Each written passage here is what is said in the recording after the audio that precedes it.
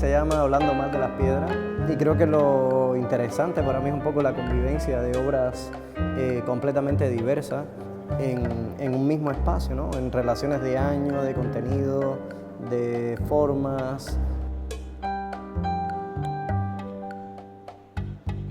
Estamos llenos de contradicciones a nivel filosófico, de pensamiento, y esas contradicciones son las que nos permiten organizarnos y encontrar sentidos lógicos de la propia realidad, ¿no?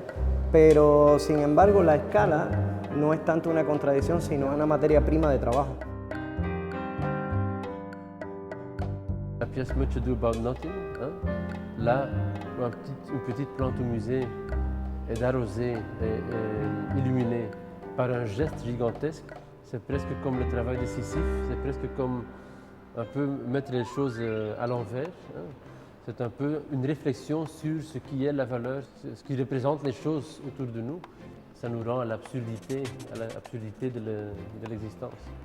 Quand je pense du travail de Vilfredo Prieto, c'est d'un côté il y a le geste du quotidien, de l'autre côté il y a comme un geste poétique. Hein. Il y a des aspects politico-esthétique dans le travail. Donc, et ça, je trouve très intéressant que le petit geste nous amène à des grandes réflexions.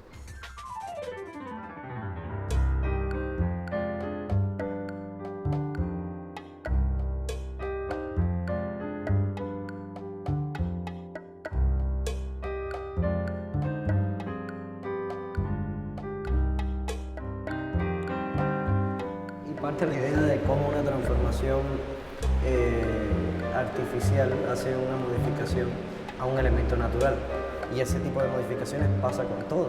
Un arquitecto, cómo diseña mejor la cueva, más sofisticada, que puedes vivir con más comodidad, con más luz, con formas mejores, ¿no?, de vida, y lo mismo pasa a la sociedad, ¿no?, con las leyes, etcétera, las formas de organizar.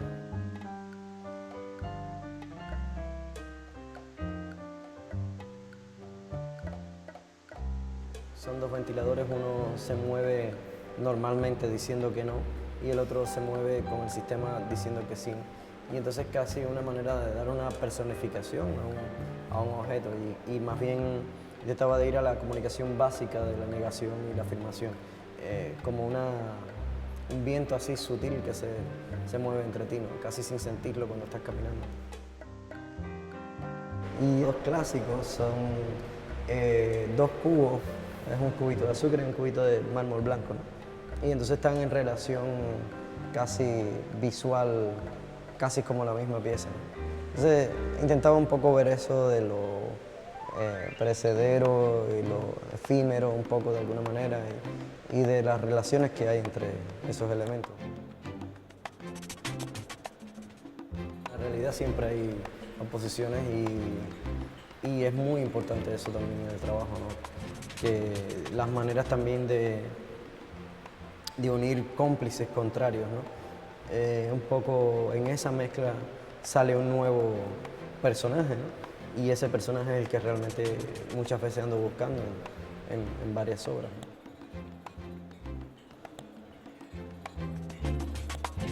¿no? Línea cara y línea barata son dos líneas muy simples, una hecha con tinta de Mont Blanc, o sea, con un bolígrafo de Mont Blanc, y el otro hecho con un bolígrafo Bic de toda la vida, ¿no? Y entonces son simplemente dos líneas que dan la vuelta a todo el espacio y nunca se tocan. Y a la vez crear una sala como si estuvieses en un museo también disfrutando una pintura o un dibujo. Y sin embargo no es tanto la idea de un dibujo, sino es casi el sentido objetual de la línea.